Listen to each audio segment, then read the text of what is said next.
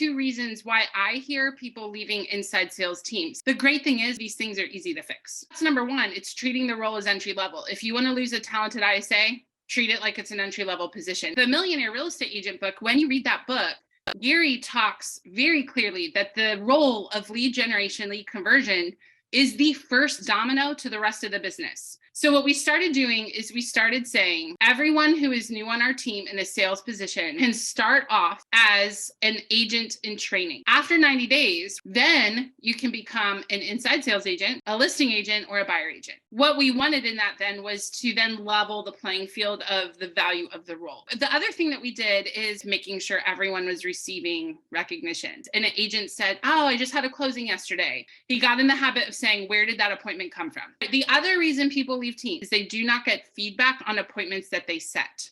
You don't want to hire an ISA that doesn't care about results. If you have an ISA, make sure that you are providing feedback to them in a timely fashion. For those of you that are ISAs, there's an element where you have to take some ownership in that. So what can I do to make sure that I get feedback? You might be the one who has to create systems. What I did is I created a spreadsheet of who did I set the appointment for, what day are they supposed to meet, and what's the name of the client. Any of you that are first on your team, just know, pay attention to the pain points and start creating systems around it.